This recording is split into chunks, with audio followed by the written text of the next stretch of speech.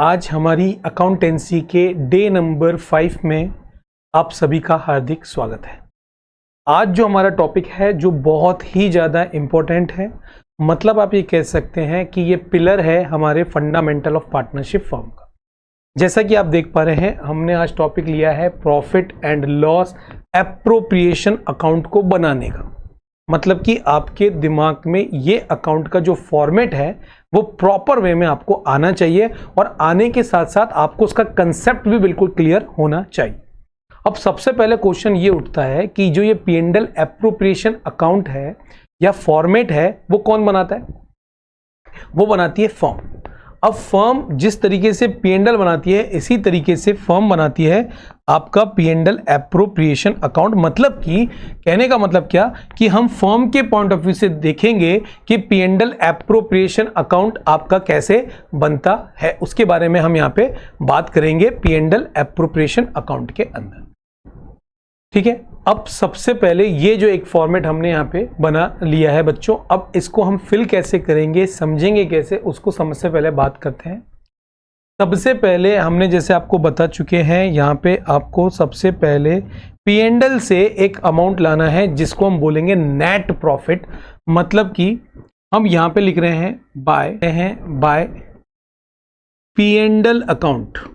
याद रखिएगा P&L appropriation है, तो ये जो प्रॉफिट होना चाहिए ये होना चाहिए नेट प्रॉफिट। मतलब कि जो भी चार्ज अगेंस्ट एक्सपेंसेस हैं वो कट पिट के यहां पे आना चाहिए। ठीक है बच्चों, और अगर लॉस हो तो यहां पे टू P&L करके जो भी लॉस होगा वो यहां पे हम मैनेज करेंगे, या तो प्रॉफिट होगा या लॉस होगा। ठीक है, उसके बाद फर्म को कोई IOC इंटरेस्ट ऑन कैपिटल देना पड़ रहा है। इंटरेस्ट ऑन कैपिटल देना पड़ रहा है मतलब कि कहीं ना कहीं पार्टनर्स को एप्रोप्रिएट करना पड़ रहा है, तो उनकी कैपिटल पे उसको इंटरेस्ट देना पड़ रहा है। तो फर्म को अगर देना पड़ रहा है तो हम तो फर्म के पॉइंट ऑफ व्यू से सोचेंगे, तो फर्म के लिए तो भैया ये एक्सपेंसेस है। और अगर एक्सपेंसेस फर्म के पॉइंट ऑफ व्यू से है तो ये जो साइड होती है जिसको हम बोलते हैं DR साइड, वो फर्म के खर्चों को बताता है। तो हम यहां पे लिखेंगे इंटरेस्ट ऑन कैपिटल, और जितने भी पार्टनर हो, चाहे X हो चाहे Y हो, उनका जो भी इंटरेस्ट ऑन कैपिटल बनता है उसको कैलकुलेट करके आउटर कॉलम में हम यहां पे दिखा देंगे। इसके बाद अगर फर्म को पार्टनर्स को किसी भी तरीके की पार्टनरशिप डीड के अकॉर्डिंग सैलरी देनी हो या फिर कोई भी कमीशन पे करना हो तो वो भी यहां पे मेंशन कर दिया जाएगा। उसके साथ साथ अगर फर्म ने कोई डिसाइड किया है कि वो किसी भी तरह का जनरल रिजर्व का एक अमाउंट भी प्रॉफिट में से चार्ज करेगी, तो जो भी रिजर्व्स होगा, जनरल रिजर्व हो या जो भी स्पेसिफिक रिजर्व्स हो, वो यहाँ पे हम मेंशन करेंगे। ठीक है, उसके साथ साथ अगर कोई इंटरेस्ट ड्राइंग्स के ऊपर चार्ज किया जा रहा है तो आप याद रखिए कि फर्म के पॉइंट ऑफ व्यू से ये सब तो खर्च है, लेकिन अगर पार्टनर्स ने कोई ड्राइंग्स करी है, उस ड्राइंग के बेसिस के ऊपर अगर उनसे इंटरेस्ट लिया जा रहा है तो वो तो फर्म के लिए एक तरीके की इनकम की तरह काम करेगा। तो यहां पे हम लिखेंगे bye interest on drawings. X और Y जो भी है उनका अलग अलग सेपरेट कैलकुलेट करके हम यहां पे मेंशन कर देंगे बच्चों। इसका टोटल करते हैं, तो ये साइड का जब हम टोटल करेंगे और उसमें से ये साइड निकाल देते हैं, मान लेते हैं ये साइड ज्यादा है, तो यहां पे आपको जो मिलेगा वो मिलेगा टू प्रॉफिट। और बच्चों ये जो प्रॉफिट है ये आपको ट्रांसफर करना है। किनको ट्रांसफर करना है? पार्टनर्स को। और कौन से रेशो में करना है? जो भी उनका रेशो होगा पर्टिकुलर प्रॉफिट को बांटने का, वो यहां पे हम निकाल के उनको बांट देंगे। ठीक है बच्चों, उसी तरीके से जब अगर लॉस आता है तो लॉस यहां पे ट्रीटमेंट हम करेंगे, इस लॉस को भी हम डिस्ट्रीब्यूट करेंगे, लेकिन उसका तरीका, उसका फॉर्मेट क्या है आगे आने वाले वीडियो में हम बात करेंगे। मतलब अभी आप ये समझ सकते हैं कि जो प्रॉफिट है वो यहां निकलेगा और पार्टनर्स के रेशियो में आपको डिस्ट्रीब्यूट करना। इस तरीके से यहां पे आप प्रॉफिट जो निकलेगा वो पार्टनर्स के रेशियो में डिस्ट्रीब्यूट कर दिया जाएगा बच्चों। ये मेरे ख्याल से आपको ये जो P&L एप्रोप्रिएशन का जो फॉर्मेट है वो आपको अच्छी तरीके से समझ में आ गया होगा।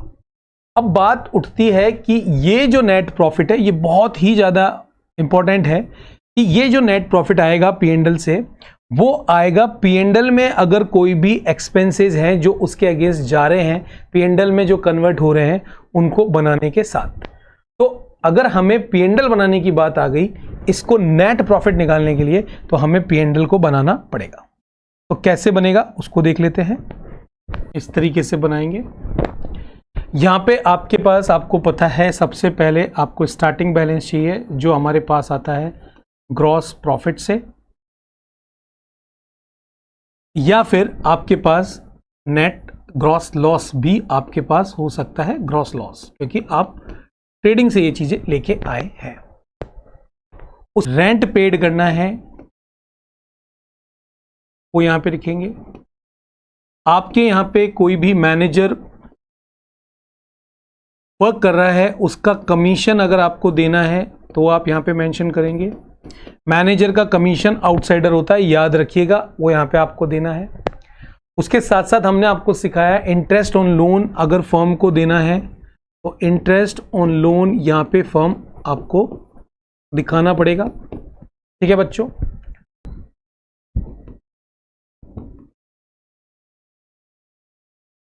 जो आपने लोन गिवन किया है उसके ऊपर जो इंटरेस्ट आया उसको आप यहां पे मैनेज कर देंगे।